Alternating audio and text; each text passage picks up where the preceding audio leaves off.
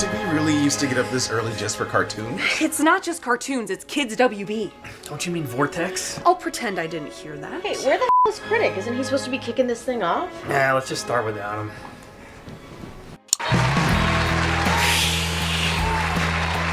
Hey, everybody! Is that Critic on the TV? Yeah. What's wrong with you all? It's a constant party here at Kids WB! Critic, how long have you been in there? Hours, days, maybe weeks. I don't know, I've lost track of time because there's always a party here! You've just been partying nonstop? That's the Kids WB life! Yeah, everyone's always jumping, screaming, throwing confetti. Thank God no productions are being filmed at this studio because they wouldn't be able to record over all the noise! So you're telling us that you've been partying this entire time and it's had no effect on you? Kill me! What? Kids WB all the way, man! Before every studio tried to have a streaming platform, many tried to get their own TV channel. And in 1995, Warner Brothers launched theirs. Though not always giving the highest of television quality, well, depending on your definition of highest, WB did have a few hit shows that are still talked about today, as well as one of the world's most annoying mascots. Everybody, the Michigan Rank. I guess Bugs Bunny was too associated with children to be the mascot, so they went with the Looney Tune that many considered most adult at the time, Michigan J. Frog from One Froggy Evening. Everybody wants the W. Everybody likes the WB. Not only did his literal song and dance routine get old quick, but he weirdly sung about depressing stuff. You ever actually listen to what he sings? I swear I'm not making this up. Hello, my baby, you're in the red, you're wanted by the IRS. Your love life is in a rut. Enjoy what you got, it isn't a lot, it's certainly not money. Bills continue to pile, go bankrupt in style, just pay the electricities. Is this a cry for help, Michigan? You gonna throw yourself at Doc Hopper soon? I think The Simpsons summed up this character best. I need a drink. But launched at the same time as their adult programming was their children's programming. Kids WB ran on the WB network from 1995 to 2006. They showed less of their frog mascot because, well, only adults should be that annoyed and depressed, and instead had stars from their usual programming, both animated and live action, introduce the lineup. Not gonna lie, it is a little funny seeing a future Oscar winner hype you up for cartoon animals. If you enjoyed those commercials, then you'll really like the Bugs and Daffy show. Let's be honest, WB was the parents' house for the cast of In Living Color to get back on their feet.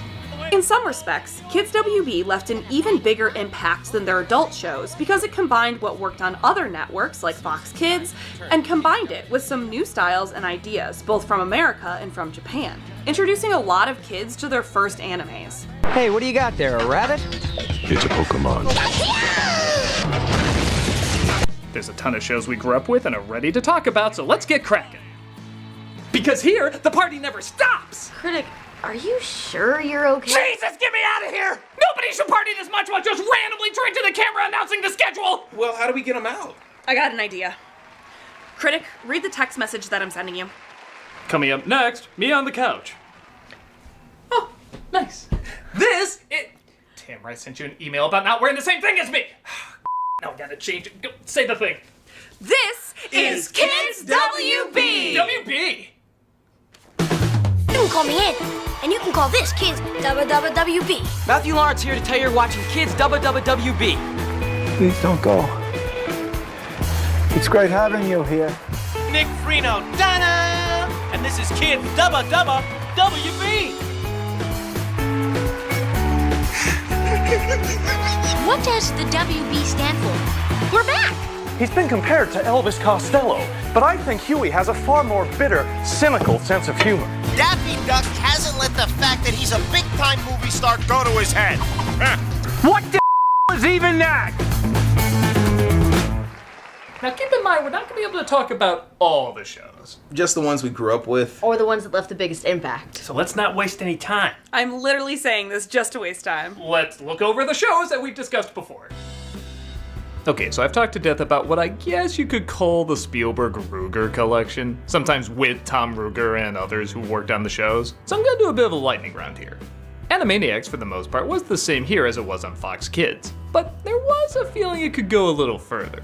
A lot of kids' programming had to work in something educational, hence why you saw so many PSAs back in the day. Animaniacs was the same and worked with it beautifully, teaching information with brilliant songs, but when they didn't have an amazing songwriter from time to time, they did have to sneak in an obvious moral, despite them making fun of obvious morals with the wheel morality.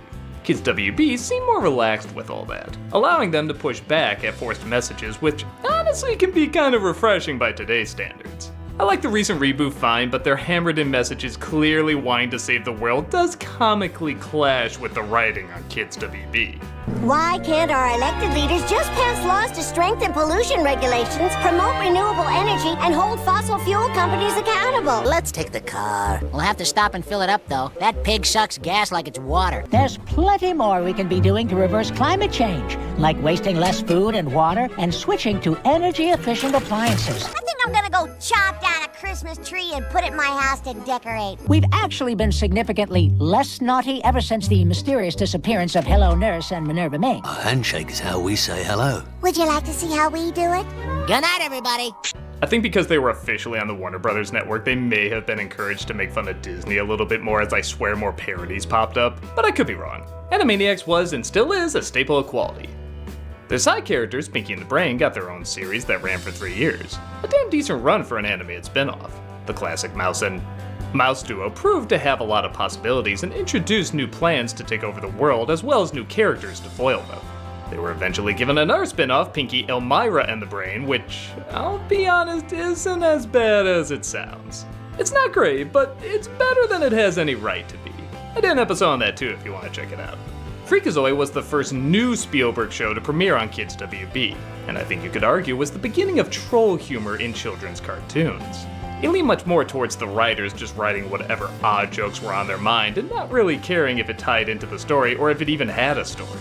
The humor felt a lot more experimental, sometimes working, sometimes not, and sometimes changing with time. There's jokes that I didn't think were that funny when I first saw them, but humor evolves over the years, and when I look back, some of them actually are a little better. Again, if you want more detail, you can watch a video I did on it with the people who actually made it. Needless to say, I definitely recommend all these shows. But what about the shows that Tom Ruegger worked on that didn't have Spielberg's name above the title? Oh, I see. Like when Spielberg erased the guns from E.T., he erased his name on the top of some of these shows? No, I mean like Road Rovers. That's not a show. Stop saying words. Oh, it's all too real, my friend.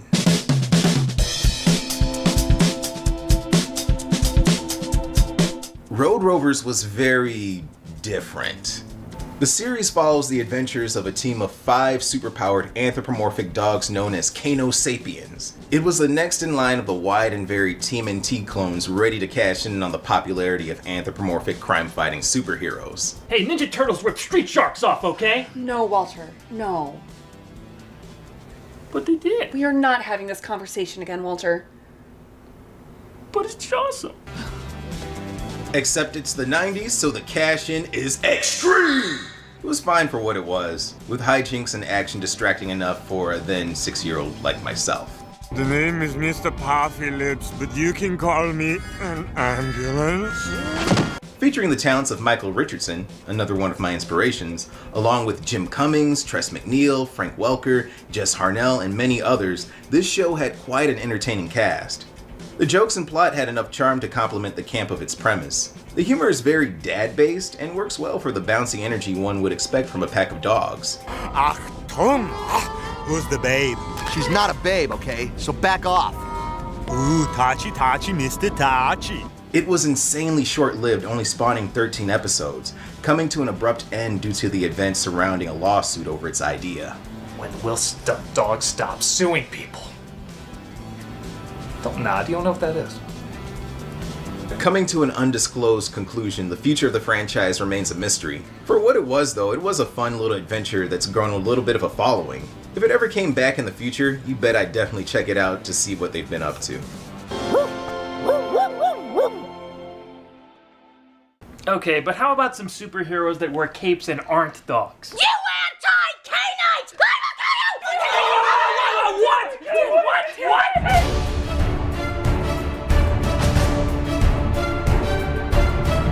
Superman the Animated Series expanded the DC animated universe by being the first additional show to take place in the same world as Batman the Animated Series.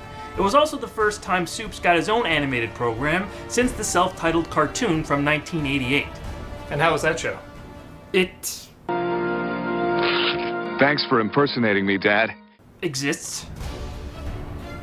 Superman was significant for many reasons, including the introduction of non-Superman exclusive heroes and villains from the comics, like The Flash, Green Lantern, Aquaman, Lobo, Darkseid, and many more.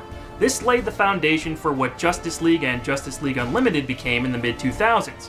Well-known actors like Malcolm McDowell, Gilbert Gottfried, Ed Asner, Lori Petty, and Michael Ironside all popped up to fill many of these supplementary roles across its 54-episode run. The Man of Steel was powered down for most of this show, making him more vulnerable to attacks from his enemies. He wasn't able to simply solve the problem by moving an entire planet, much less an entire city. I really appreciated that, and I think a lot of the bigger stories were better because of it. But could he spin the Earth backwards, yet not be fast enough to catch 2 missiles? Or kiss someone, erasing their memory? Or not be anti-canines? Where are you getting those? Hey, where'd Chaplin go? Tim Daly's Superman/Clark Kent balanced his more human, genuine side with the classic truth and justice pomp and circumstance without going too cornball on his delivery. What do you do in your off hours? I think that's a question for another time. I also love Clancy Brown's Lex Luthor as Kal-El's antithesis. He's right up there with Michael Rosenbaum among my favorite versions of the character. While this show was as bright and colorful as it needed to be, it got darker as it went along, with episodes like Apocalypse Now, Brave New Metropolis, and Legacy, which are some of my personal favorites, covered in a top 5 video we did a few years back. Savor your moment of triumph, Superman. But remember, victory has its price. True, there's like 5 intense moments that almost match the intensity of the robot scene from Superman 3. Look at the comments, man. I'm not alone! This show hasn't quite endured as much as Justice League or BTAS, but it should not be forgotten. This was a solid interpretation of the Man of Tomorrow that featured some great character work, strong stories, and surprising, yet earned, darker moments. Its impact on the world of Superman is important, and if you've never seen it, I suggest giving it a shot for a faithful and layered incarnation of the Big Blue Boy Scout. Yes, but nobody ever thinks about if Superman was a worm. I do. Yeah, how is he? He's okay. That sums up my review.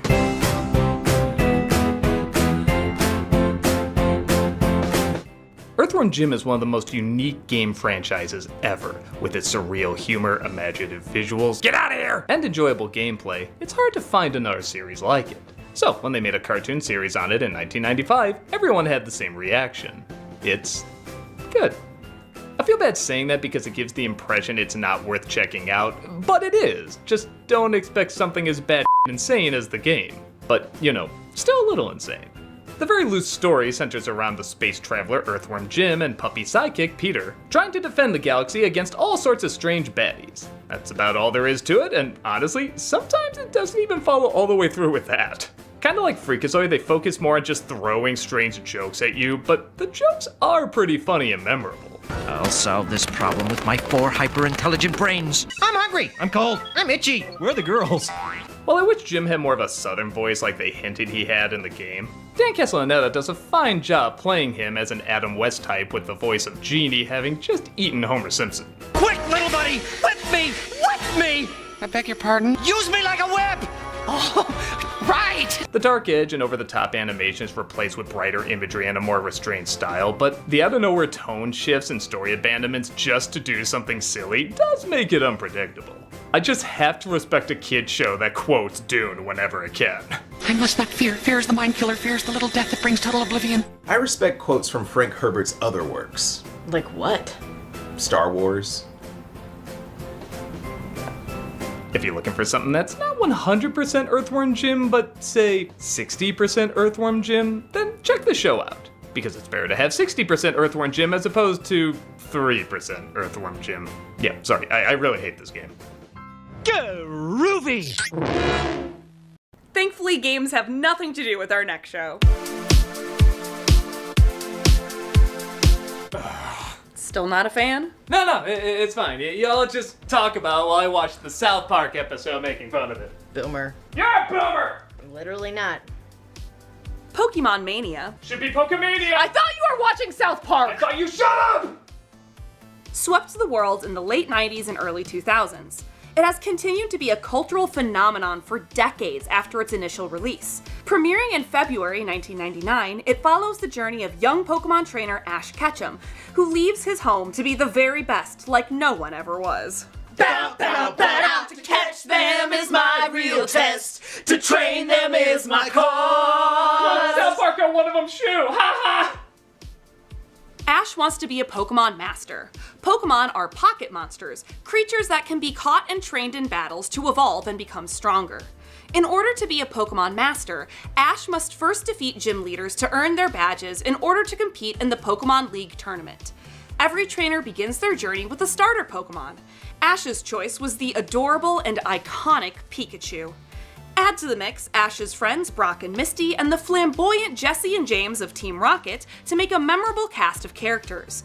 The show was initially licensed through 4Kids Production, which infamously changed many cultural references and made some bizarre editing choices. I mean, who could ever forget those jelly donuts? Have a donut. That always cheers me up. These donuts are great. Jelly-filled are my favorite. Liar!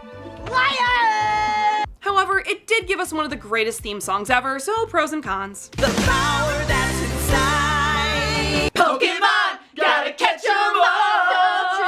Ha! He said small penis. These writers are so young and hip. Pokemon was extremely successful, hitting millions of viewers every week. It was the perfect combination of cute monsters, collection, and adventure that kids were looking for. Pokemon extended far beyond the show, however the anime was often kids' first exposure to the franchise. It was for me. Once the anime sunk its teeth into you, it was a fast descent into Poke madness. I collected the toys, the cards, the games, the VHSs. I had to catch them all. I even joined the Toys R Us Pokemon Trading Card Game League. You need medicine. This is my medicine! I'm still playing the games and introducing my love of Pokemon to the next generation of kids. Pokemon left an indelible mark on our culture and in our hearts. And just like how Ash can never really die, what was it, like 7 times he got killed off? Pokemon will continue to win all, well, most of us over. Gotta catch 'em all. Pokemon. Okay, you can come back now. Hey, you know what's like Pokemon, but like so much cooler, like so much better, such a better show, such a better cartoon. Oh my god, it's like so, you guys gonna be blown away. It's Men in Black. Sure. Yeah, because like the aliens are like Pokemon, but they're cooler and better, and it's like so much better than Pokemon, like in every way. And yeah, blow me.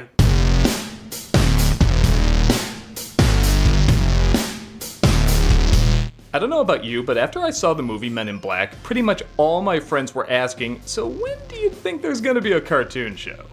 A lot of people said Men in Black was the Ghostbusters of its time, and that had an amazing cartoon, so I figured a series for this would make sense. However, Ghostbusters was a surreal one-of-a-kind movie, which led to a surreal one-of-a-kind series. Men in Black was a smart and clever comedy, which led to, you guessed it, a smart and clever show. It didn't really push the boundaries in terms of animation or intense imagery, unless walking weird in the intro counts. But it was pretty well written and represented the source material perfectly. It follows the adventures of J and K as they track down the scum of the universe, working in its trademark odd but also cool humor. The best part is it expanded on ideas that the movies abandoned. Like Agent L doesn't decide to go back to the morgue, she stays on as a permanent character. It's pretty cool her job includes slicing up aliens to examine their insides like she did when she was a mortician. Also, I found out she was voiced by Cass from Voyager. That's just neat. This is Jay's brain. This is Jay's brain running at 78.9% capacity. Jay's head becomes Mount St. Helens. They even go into more character backstories. Like, remember that brief moment in the film when you see Kay handing an alien flowers? There's a whole episode dedicated to that, and it's one of the most gripping stories. D just disappeared from the picture. Who's D? Your original partner. You're the only partner I've ever had. It's nice it didn't just go 100% for the jokes, as the film did have its dramatic moments too. It's not a series I can say did anything that new or unique, but it captured the voice of the original pretty great. Better than the second one even. Or the fourth one. Malcolm, stop reminding me that exists! Don't worry, you won't remember. Remember what? I don't remember. If you're looking for a series that continues the adventures of Division 6 in a not spectacular but entertaining enough way, this just might be worth your time.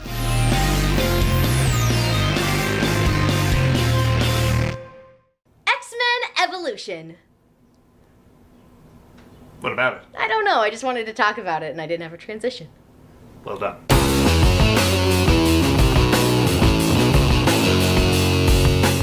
Teenagers, high school, cool goth rogue, X-Men Evolution rules. The show takes place while many of the mutants are in high school. Not a mutant high school, just a normal high school. It allows for some great high school drama, some stupid fun romances, and eventually led to some awesome growth for many of our characters.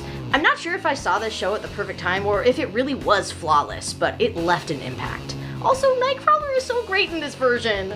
Oh, you mean fun and lovable and not... I can't even think of a word to describe him. He left a little an impact. Blue? No, even that doesn't feel right. He might be the best he's ever been represented in any of the series. Everyone stands out and feels authentic despite taking liberties from the source material.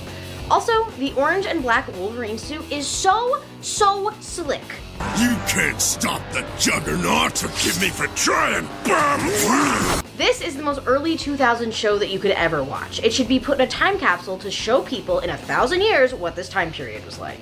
Oh, come on, it's not that. Don't mess with my kind. Don't play with LimeWire guest starring on the OC isn't as 2000s as that. I loved this show so much as a kid. I always wanted to be Rogue from the comics, but this goth Rogue took that want and made it a need. We also got that great Kitty Pryde Rogue dance gift from this show, so cheers to that, honestly. Please, Josh Hartnett is gonna join Destiny's Child if there's any more 2000s. It took what was an already amazing comic book adaptation and gave it a whole new spin. It's early 2000s, yes, but it also has stories and characters you can still relate to today. No matter what time period you grew up in, as long as you grew up, you'd find something relatable in X-Men Evolution. Enough of this early 2000 stuff. I'm a history man myself. No, you're not. The history of 1998. That's random. Also, no, you're not. 98 was only 2 years before the early 2000s. That makes it even less history. When this show made literal history. Yeah, Tamara. That's how you do a segue. You're right.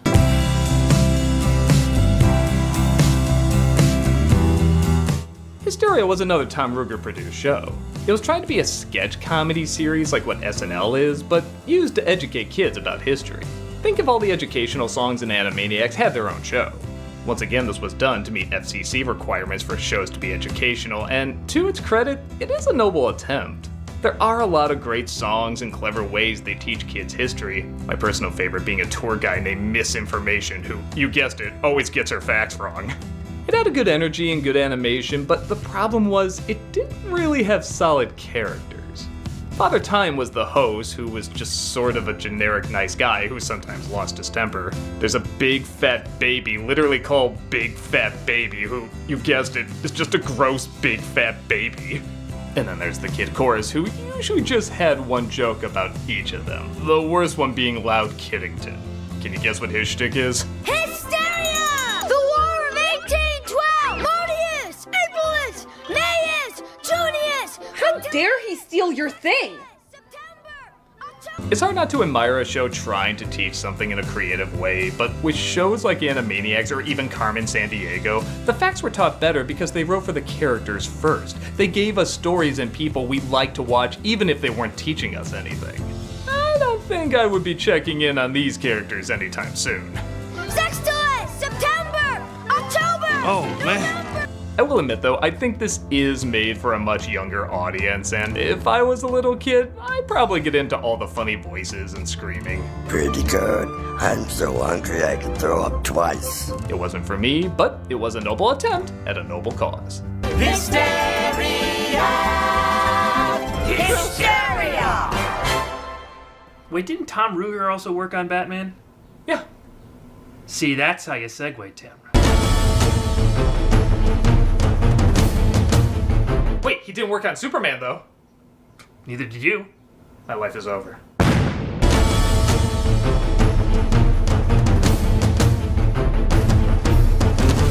The new Batman-Superman Adventures was sometimes an hour, sometimes an hour and a half long programming block that started to air in 1997. They would schedule a combination of a Superman the Animated Series rerun, Batman the Animated Series rerun, and a fresher episode of either the new Batman Adventures or the third season of Superman. It's a bit complicated since this isn't actually the name of a separate series and the branding was used for Emmy nominations that pertain to both shows. The block did have its own unique intro that presented clips from each program merged with some original animation and a brand new theme from Shirley Walker. It's pretty good too.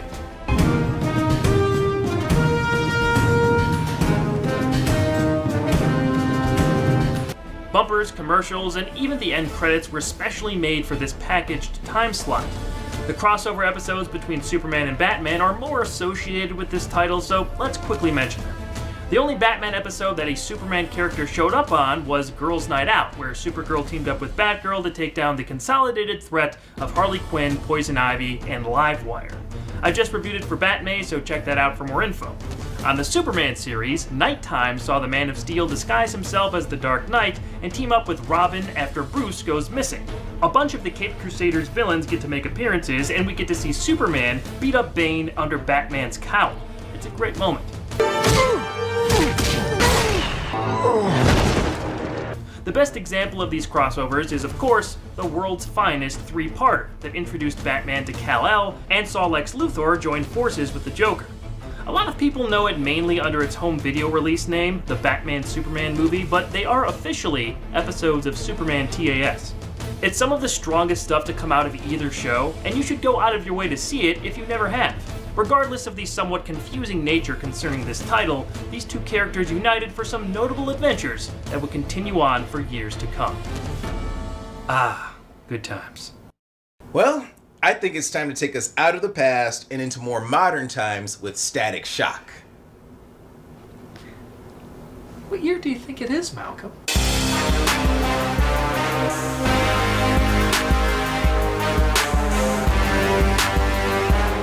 Static Shock was a gemstone among my favorite childhood cartoons. Created by the late Dwayne McDuffie with Dennis Cohen, it was the first original story with a black superhero as its protagonist to get its own animated series. Only took until 2000. Hey, for white people, that's very fast for us. This show was poignant in not only setting trends for BIPOC and POC representation in comic media, but it was among the first to take a more grounded, slice-of-life tone to contrast its superhero story. Voiced by one of my biggest inspirations, Phil Lamar. Maybe we should put you on payroll, Static. Give me one of those shiny helmets and we'll call it even.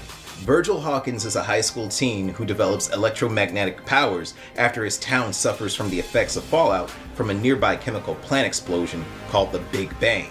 In addition to the usual superhero tropes in learning responsibility, juggling aliases, and developing powers, Virgil takes on issues more focused around himself as a middle-class black teen in an urban environment. We get to see unique circumstances addressed, with the issues tackled from a more black perspective. We see topics in bigotry, neurodivergence, gang activity, police racial profiling, and more. What your son heard, Hawkins. I wasn't talking about him. No, you were talking about his kind, that's all. Well, I know your kind, Foley. Fine, upstanding bigot. The world changes and grows, and he's blind to it. Ignorant. And proud of that, too. Richie ran away from you a long time ago, Foley. And because of the way you are, you'll never really know him. It's all woven together so well with its action and storytelling, I'd argue it set the trend for many comic properties hereafter. Yielding crossovers with Batman and the Justice League, Static cemented himself in the superhero zeitgeist. Let's hope we can continue to see more of Static Shock in the near future. Someone say my name! Well, seeing how we're back in the 2000s, let's talk about another show that came out around that time, Jackie Chan Adventures. Wait, isn't that like the only one of these shows that Ayana's seen? Oh, that's a good point. You think we should let her talk about it? Well, it just so happens that I have a letter from her. Oh, do tell. Greetings. You may remember I gave my thoughts on Jackie Chan Adventures, the greatest show ever made, in our Toonami review. I honestly got everything out about it that I needed to say, so I have enclosed an edited video of those thoughts with clips from the show. Ayana Wade. Oh, that was nice of her. Yeah, let's see what she put together. Jackie Chan Adventures! Okay, so Jackie Chan is this archaeologist, right? And he has to travel around the world and find these talismans. There's 12 of them, and they're based off of the zodiac signs, and then he's trying to keep them away and out of the hands of the evil people. They're called the Dark Hand. They're evil. They're working for this demon. His name is Shendu. He's the worst, and he's also trapped in a dragon statue because his regular form is a dragon, and he wants to get back to his regular form. Jackie Chan has to fight all of these bad guys. Easter eggs of his entire career throughout the show. It's incredible. After each episode, there's these children that write in and get to ask Jackie Chan questions, and then he answers them. It's amazing.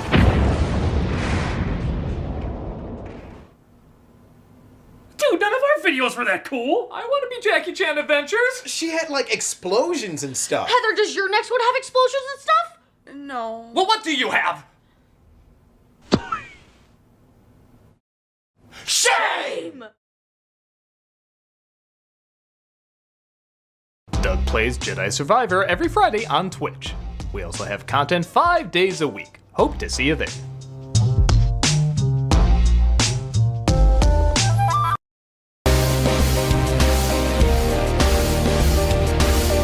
Trying to chase the high of Pokemon, Kids WB added the anime Card Captors to their lineup in June of 2000. Card Captors combined the monsters of Pokemon with the magical girl essence of Sailor Moon. A girl named Sakura accidentally releases magical cards called Cloud Cards into the world. The guardian of the cards, Kiro, is also released. He reveals that only someone with magical powers could open the book, which means Sakura has magic. She now must battle the personifications of the cards to seal them all back away into the book. The version of the show that was aired on Kids WB was... Let me guess. Heavily edited? No, they leave it alone. Really? Yes, they even have a class at the Home for Infinite Losers. Okay, keep going, smartass. In this instance, though, it wasn't as much a censorship issue. The original series was 70 episodes. The Kids WB edit was only 39 episodes. Episodes were rearranged and key plot points were omitted. That still didn't stop me, personally, from absolutely loving it. I loved this series so much. I spent a summer at 12 years old fan-dubbing the movie with my best friend at the time. She was Japanese, so she had a Japanese copy of the movie, translated a whole script, and we dubbed it together. Really? And where is this embarrassing media we can blackmail you? Unfortunately, it's been lost to time. I truly wish I could share it with you all. Now all I have are my Cloud Cards to remember the great times I had with Sakura and her friends. Still, this show gave me great memories, great animation, and great characters I won't be forgetting for a long time.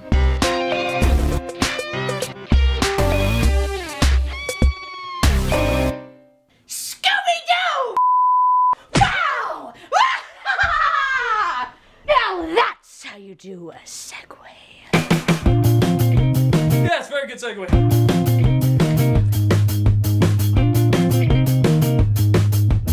The ninth version of the beloved Scooby-Doo gang brings us What's New Scooby-Doo, a modernized version of the Mystery Inc. with slightly updated everything. The slang, tech, outfits, music, everything was updated from when Scooby-Doo Where Are You first aired in 1969. The theme song, performed by Simple Plan, dare I say, slaps.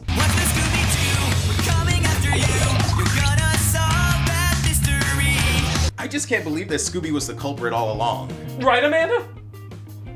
The series premiered in 2002 and ran for 3 seasons before ending in 2006, and overall is an incredibly well done and welcome addition to the world of Scooby-Doo. Scooby-Doo is one of the cornerstone dogs of our childhood, along with Crypto the Super Dog and Air Bud, obviously. Despite what some anti-K-Knights think! Dude, I'm good. I'm scared of you this episode. Lasagna! While this follow-up was not as full of little life lessons as the original was, it kept Scoob and the gang on the map and known by a younger audience. While some of the later Scooby-Doo iterations were less than stellar, this was a creative, true-to-form blast of a show. Also, anything that gives us the Hex Girls is a good thing. Hex Girls forever! What's new, Scooby-Doo? We're gonna follow you. We're gonna solve that mystery. But who are they getting married to? Mystery. That weirdly checks out.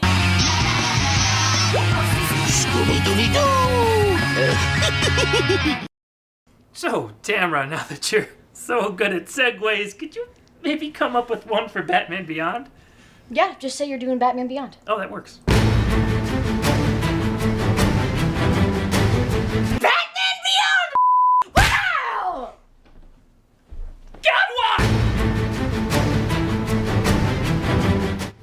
two episodes of Batman Beyond, known as Batman of the Future outside the US, established a concept that became one of the strongest, most unique ideas this creative team ever conceived. It's crazy how this show was basically a mandate from the network that Bruce Timm and company had to pitch on the spot. For a short time period, they were finishing up Superman the Animated Series and the new Batman adventures, all while simultaneously rushing to get Batman Beyond off the ground for a 1999 premiere. Set decades in the future, the show followed a teenager named Terry McGinnis who discovers the secret of a now elderly Bruce Wayne and becomes the new Batman in a Gotham that looks very different. A couple decades before the main time period, Bruce retires after being forced to use a gun to threaten a criminal when his body fails him. It's an epic and heartbreaking start to possibly the late great Kevin Conroy's most impressive performance as Bruce Wayne. He believably sounded like a jaded old man who had more than his fair share of regrets. This evolution of the character is one of my personal favorites because it places him at a point in his life he probably never thought he'd reach. His relationship with Terry is a dynamic that's just as strong as with any of his sidekicks, but takes on a completely new connotation. As the series progressed across its 54 episodes, new characters and distinct villains pushed the overall legacy of Batman forward.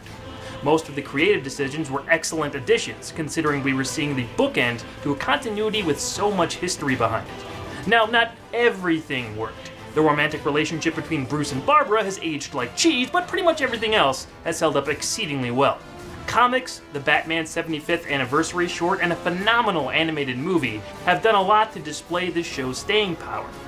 There have been rumblings of a live-action adaptation as far back as the early 2000s, and as recently as last year, with Michael Keaton coming back to reprise Bruce. A new animated film has even been rumored.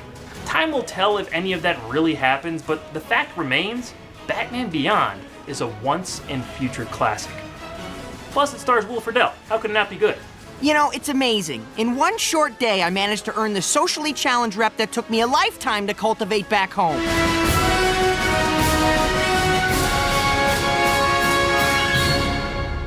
God, I love that show.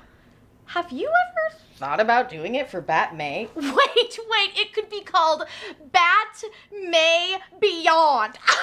Ooh, and then after that you can talk about the 2004 series. Yeah, and I know you like Brave and the Bold. You should do that one too. Beware the Batman is strange. Talk about it, Walter. No, but serious. Bat May. It's been Cat like May. that nice little. No, I mean, it's thought about doing Bat May, and this is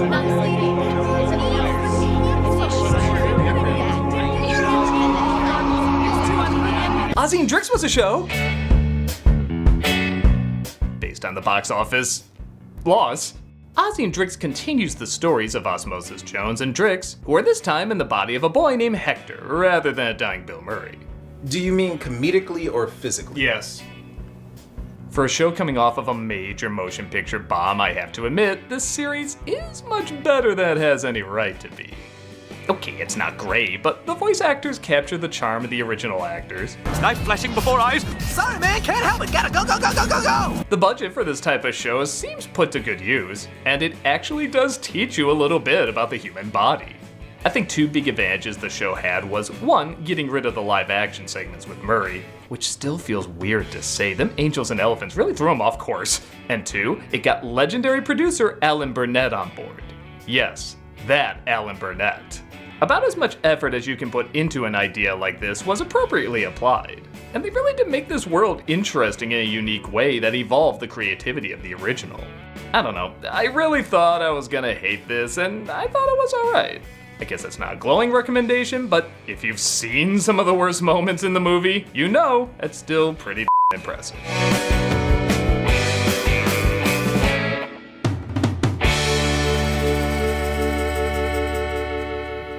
Yu-Gi-Oh!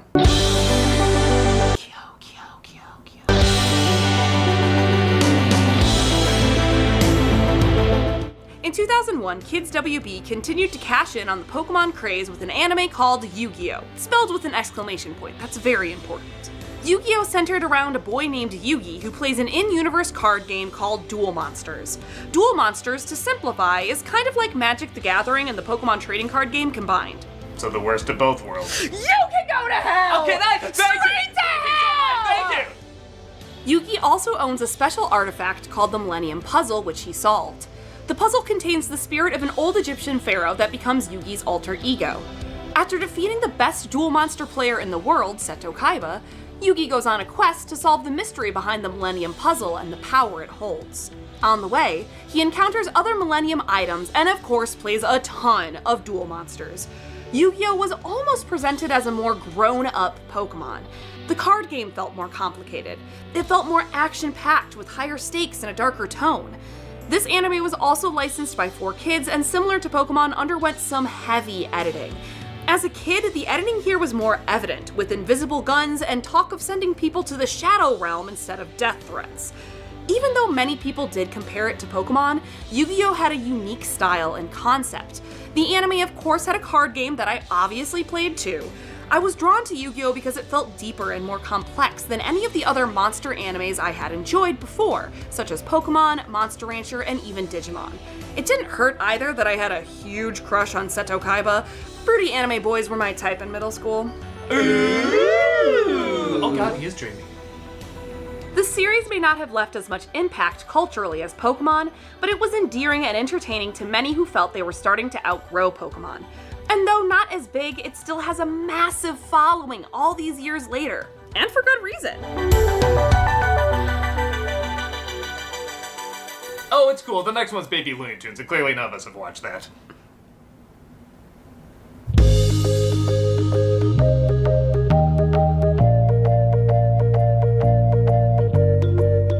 You know what? Don't judge me. We are. But don't. I'm afraid that's impossible. Okay, hear me out. Baby Looney Tunes asks the brave question, hey, what if the Looney Tunes were babies? You know, I can stick my fist up all your and use you as puppets. The premise is so simple and sounds so boring, but there was something outrageously fun about this show. The babies live with Granny in her mansion, wow, lucky, and spend their days playing and pretending. Also, it's Looney Tunes, so there are pie throws and physical comedy. Baby Looney Tunes focused on real-world problems that children could relate to, such as sharing and understanding emotions and playing with others. Okay, they're very simple, but they're taught in the most adorable way. It's impossible not to get involved in their tiny little stories. Lasting for 4 seasons and even getting a movie, Baby Looney Tunes was a somewhat formulaic show that made it easy to watch, always had a lesson to learn, and had better writing than it probably had any right to. Though on the list of theme songs, this one is dead last. It's a loonyful day to have a little fun the Baby Looney Tunes way. I don't know, Tamara. I think your brain's coming in dead last. Yeah, what's next? The show about baby Damon Wayans?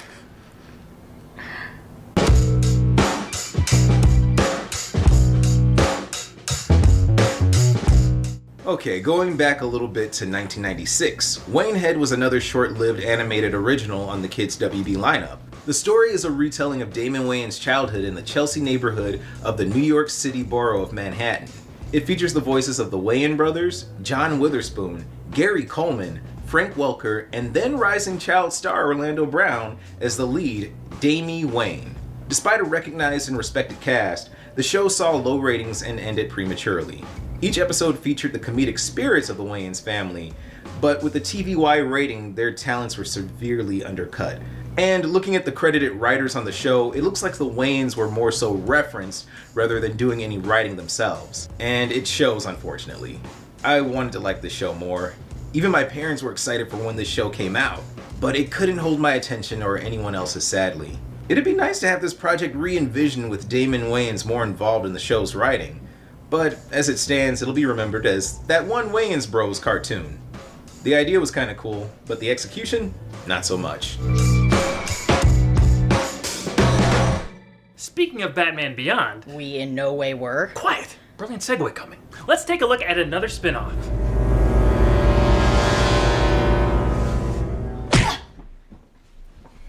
What'd I do?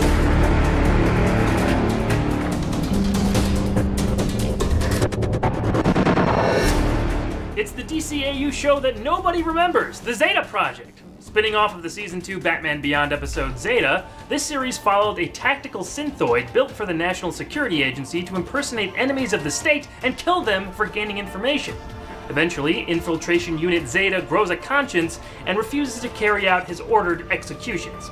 Thus, he becomes a fugitive and goes on the run, picking up a young friend named Ro along the way.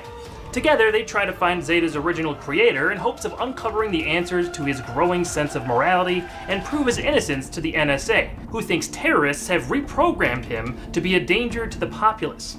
DCAU writer Robert Goodman pitched the show to Kids WB as a version of the 1960s TV series The Fugitive with a runaway robot.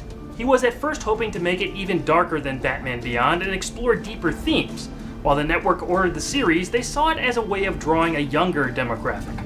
Problem was, catering just to 6 to 11-year-olds was not what Goodman wanted for his show. This led to clashes between the showrunner and the network that eventually led to the series ending after 2 seasons. The final episode finished off on an unresolved cliffhanger, but in the decade since, Goodman has tried getting a new version of the series off the ground, with the latest attempt coming in the form of a potential live-action drama. I'm gonna be honest with you, I didn't even know the Zeta project existed until well after Kids WB was dead and gone.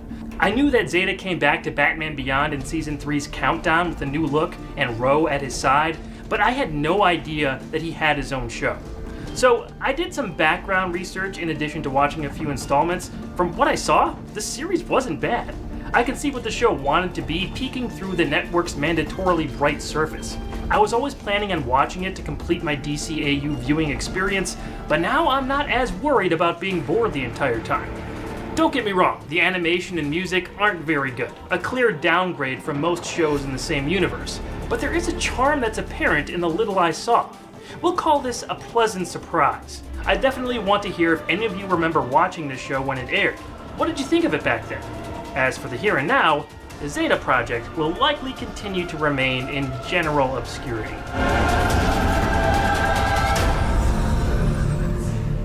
Speaking of good hero stories, let's talk about the Batman. Not like baby Batman? Or Batman's dog or something? Those stories will be told at a different time. In this review. Oh.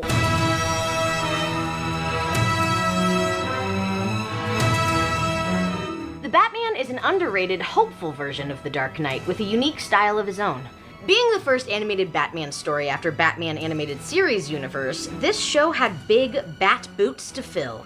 It follows the story of Batman as we know him and follows canon character arcs and things like that, but it also does a great job of building lore unique to itself. This version of Bruce Wayne comes to us only a few years into being the Batman. He has a more hopeful outlook and wants to have a life outside of being the Batman.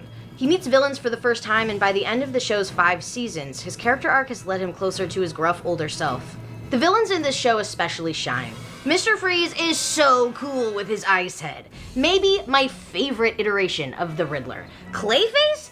Incredibly told story that I haven't seen in years and I remember so vividly to this day.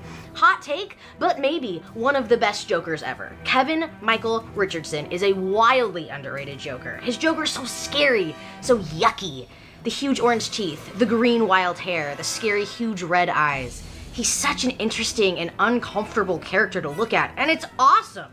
I don't share your sense of humor. Yet we're linked, you and I, like comedy and tragedy. 2 sides, same coin. Also, I will be cosplaying this version of Catwoman one day. I will! Is she the owl guy from Watchmen now? She is everything and you are nothing. No, really, what did we do to you? For a character that has so many interpretations, this is one of the most underappreciated. It needs more love, more discussion, and more time in the Bat spotlight.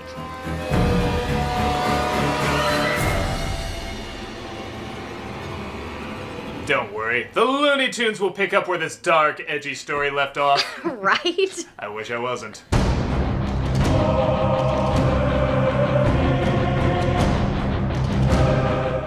Released in 2005, Lunatics Unleashed is a futuristic action series set in a post-apocalyptic world, and the Looney Tunes are the main characters. You see, a meteorite hits the city of Acmetropolis. A meteor strikes the city planet of Acmetropolis. I gotta give the narrator credit, I wouldn't be able to say that name without laughing. And admit it, you can't hear it without laughing. And it gives our team protagonists, because of course they're teens, superpowers. Their leader, Sadavia, even as made-up names go, doesn't that sound like the most made-up name, summons them to stop all the forces of evil from harming the city, and of course, making a few zingers here and there. People hated this show even before it came out. Their reveal got petitions going. Apparently the VP of Creative Affairs always pointed to them as what not to do when designing characters. And I will say, as bad as the show is, yeah, okay, I'll say it. It could have been worse. I mean, yes, this is a dead idea from the start, but the animation is nice, some of the voice acting is enjoyable, the imagination, I mean, you have to be imaginative to come up with something this crazy. It's not the worst, but I think it's pretty clear most Looney Tunes fans are not gonna enjoy it. You just can't get past the idea of it. It's like that new Warriors comic they were gonna release years ago. Even if it somehow got the best writing you've seen in a while, you're just not gonna be able to see past this concept. There's worse out there, but that doesn't make it good. How about something that was meant to be funny? Well, I think it was... I don't know what it was supposed to be. Yeah, funny would be nice.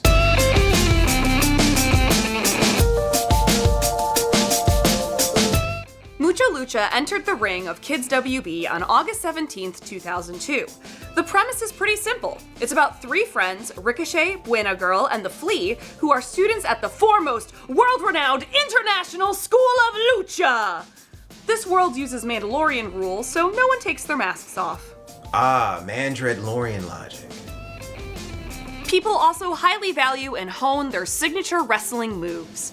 The show was fast-paced and funny, with a lot of style and laughs.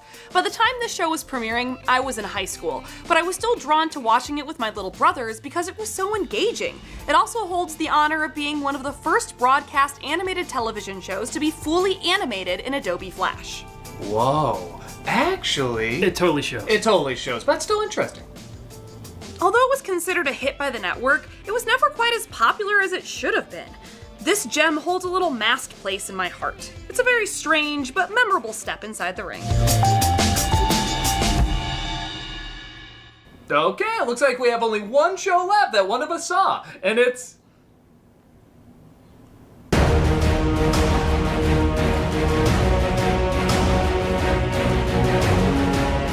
Crypto the Superdog, the superior follow-up to NFT the Cat, was released in 2006 and has the catchiest theme song ever made. I heard it once as a kid, and that's all it took. It has never left my brain. I am humming it to myself as I read this. If you know, you know. Crypto, Superdog, Catchiest song? Really? Are you sure they weren't just making it up as they go along? That is something that an anti... Yeah, very scary. Just keep going. Crypto is a superdog and a good boy who traveled on an interstellar ship from Krypton. He lands on Earth and is adopted by Kevin Whitney, a 9-year-old boy, and his family. Superman knows that his dog is with the Whitneys, but says he's too busy to take care of him and lets Kevin hold on to him. Which is majorly effed up if you think about it. Really makes you think what kind of a dog owner Superman was. Yeah, seriously, he couldn't show cryptocurrency? I know. Crypto poses as an ordinary dog while living with Kevin's family, but adopts the secret identity of Crypto the Superdog for his super dog stuff. He has many other super animal friends and foes, like Joker's pet hyenas and Catwoman's pet cat. While this show only lasted for 2 seasons, it was a cute and easy watch. Now, I want a whole show talking about Hawkgirl and her pet pigeons, but until then, this is an adorable show to check out.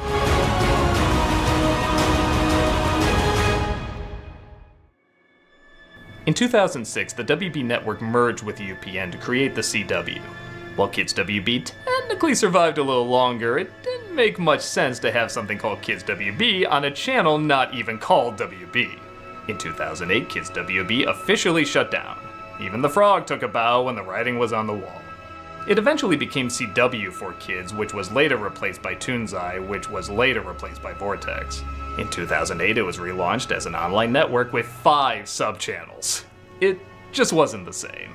Kids WB was similar to other kids programming at the time, but it had a style and a feel that was all its own.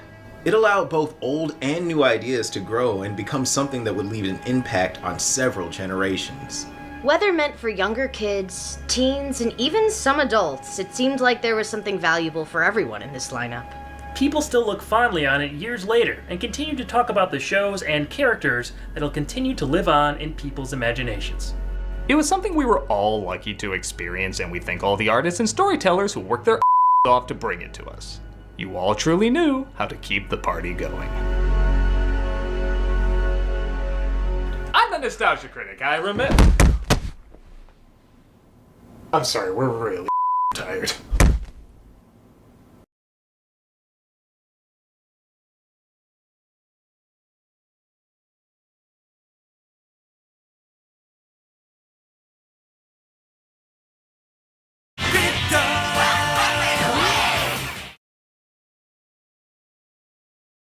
We're still doing cameos for charity, and this month we're doing Lurie Children's Hospital.